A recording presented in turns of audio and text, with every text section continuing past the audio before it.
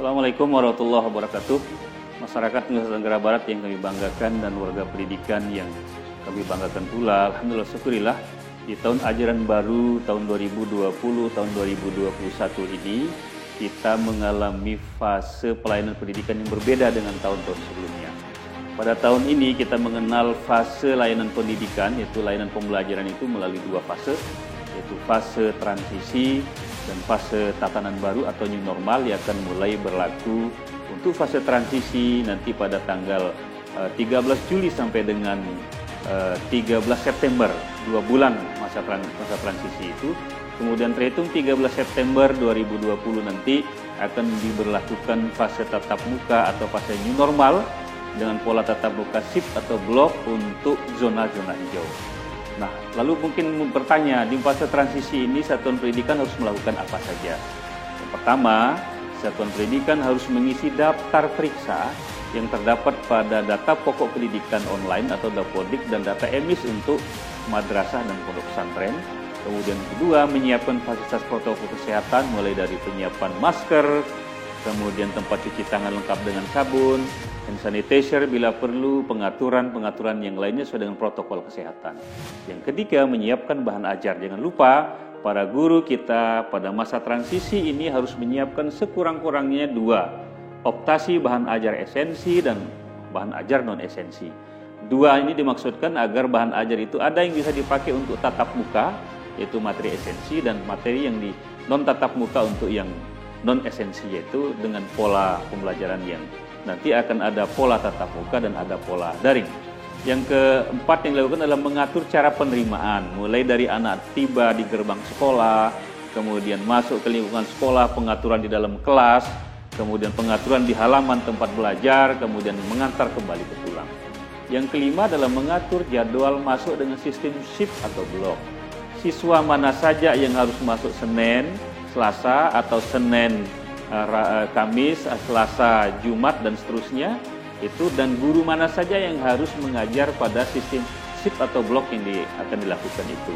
Kemudian yang berikutnya adalah mengatur jumlah siswa per kelas. Ingat, satu kelas itu maksimal 18 orang. Apabila jumlah siswa dalam satu kelas itu 36, maka 18 dan 18. Apabila jumlahnya 30, maka 15 dan 15. Apabila jumlahnya 20, dibagi 2 saja, 10 dan 10. Tetapi kalau jumlahnya sudah hanya 15, cukup menjadi satu kelas saja. Dan ingat, pengaturan itu dilakukan sebagai bentuk kita menghindari proses physical distancing, pengaturan jarak tempat duduk dari satu orang anak ke anak yang di depan atau anak ke samping itu minimal 1,5 meter. Kalau sudah 6 hal itu dilakukan dengan baik, maka tahap berikutnya sekolah mengajukan izin untuk bisa melakukan simulasi new normal atau tatanan baru pada masa fase transisi. Dan kita akan berikan kesempatan kepada sekolah untuk bisa mensimulasikan itu antara 3 sampai dengan 6 hari, sehingga fase transisi yang 2 bulan itu terisi dengan baik dan terisi dengan utuh dan lengkap. Untuk memudahkan semua ini, maka SKB 4 Menteri kita rilis menjadi instrumen kesiapan pada fase transisi, instrumen kesiapan untuk menuju tatanan baru di tahun pelajaran 2020-2021. Lalu berikutnya, para warga belajar, warga pendidikan Nusa Tenggara Barat, ketika masuk pada fase new normal atau tatanan baru nanti, kegiatan yang dilakukan adalah melakukan proses pembelajaran dengan sistem shift atau blok, melakukan proses penilaian dengan sistem shift atau blok, dan mengatur belajar dari rumah dengan sistem shift atau blok sesuai dengan kondisi ketersediaan tenaga pengajar, fasilitas, dan seterusnya. Dan ingat, yang paling pokok dilakukan di fase new normal adalah membangun komunikasi dengan orang tua wali murid untuk bisa mengontrol dan mendampingi aktivitas anak ketika dia BDR. Dengan demikian, di fase new normal dapat saya katakan nanti ada 2 pola pembelajaran atau strategi. Strategi pertama adalah strategi dengan online, strategi atau bisa online, semi online, dan strategi yang kedua adalah strategi dengan tatap muka. Maka kami mengistilahkan dengan sebutan BON tamu, balance online dan balance tatap muka. Secara detail apa yang harus dilakukan oleh sekolah, apa yang harus dipatuhi sebagai warga sekolah yang dilakukan oleh masyarakat selaku orang tua dan apa yang dilakukan bekerjasama dengan penyelenggara kesehatan seperti puskesmas, rumah sakit, kemudian dinas kesehatan terkait dengan lingkungan sekolah itu melakukan beberapa langkah strategis yang secara lengkap ada pada prosedur pembelajaran tatap muka di satuan pendidikan sesuai dengan SKB 4 Menteri Mendikbud, Kesehatan, Menteri Agama, dan Menteri Dalam Negeri. Kepada adik-adik saya, para pelajar se-Nusa Tenggara Barat, di dalam masa pandemi COVID ini juga harus mengikuti protokol kesehatan, mengikuti layanan pendidikan dan pembelajaran di sekolah kalian. Antara lain, sebelum kalian berangkat, pastikan harus bisa sarapan yang seimbang, memastikan diri bahwa sehat saya hari itu untuk berangkat, pastikan menggunakan masker selama dalam perjalanan maupun tiba di sekolah. Sebaiknya kalian juga harus membawa cairan cuci tangan atau hand sanitizer untuk menjaga keseimbangan kesehatan kita dalam perjalanan dan tiba di sekolah. Dan jangan lupa membawa makanan beserta alat makan dan air minum sesuai kebutuhan. Jangan mengandalkan dan meminjam makanan, minuman, dan mengganti atau bertukaran alat makan dan minum dengan temannya.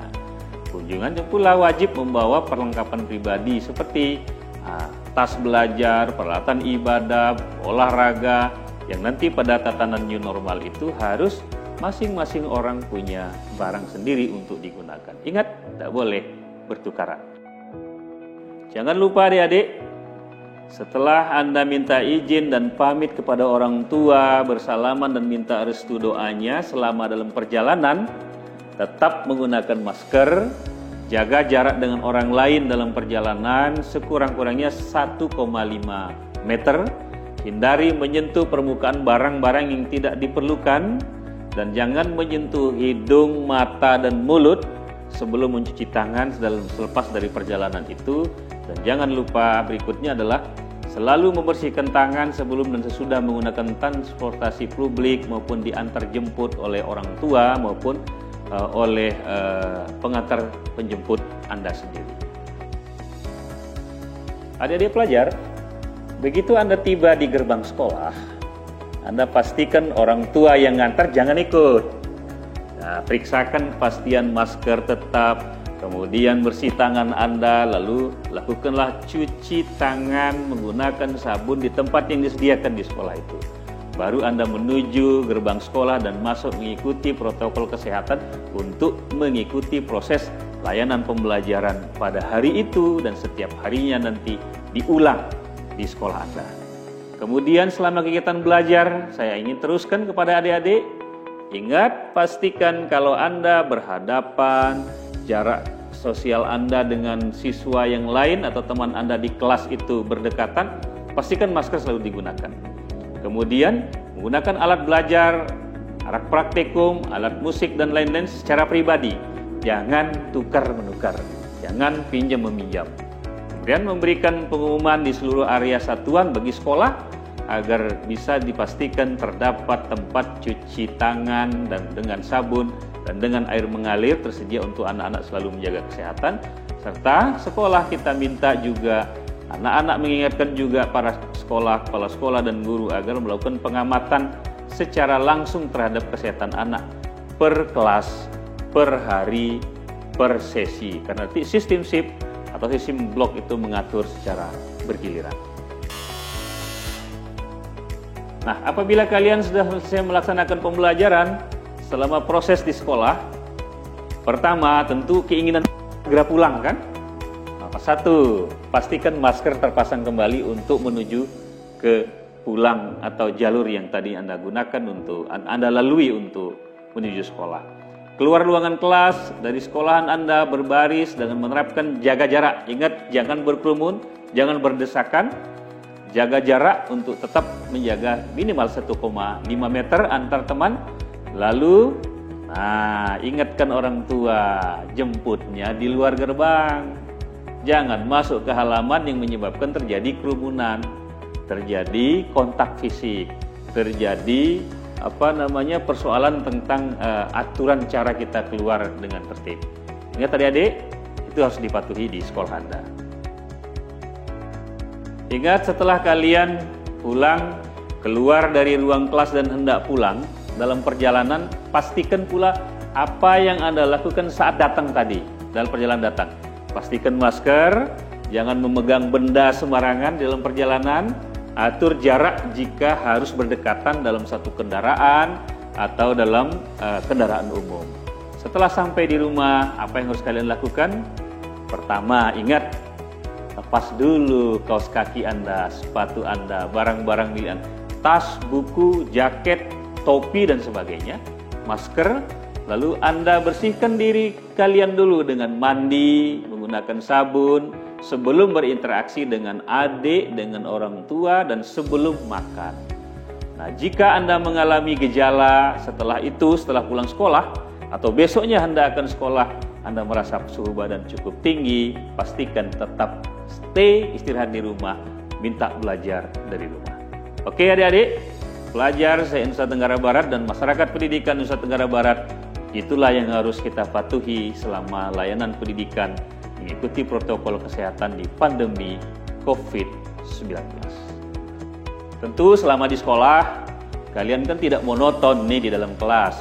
Pasti ada mobilitas, pindah ke laboratorium, pindah ke lab, pindah ke bengkel dan sebagainya. Ingat, selama aktivitas pembelajaran kalian di perpustakaan, di ruang praktik, di laboratorium, bengkel itu, tetap masker Anda gunakan, cuci tangan lengkap dengan sabun sebelum menggunakan peralatan dalam bengkel itu, dan setelah menggunakannya atau dari perpustakaan dan lab itu Anda cek kembali cuci tangan, dan selalu buku, alat praktek selalu Anda posisikan di mana Anda mengambilnya tadi.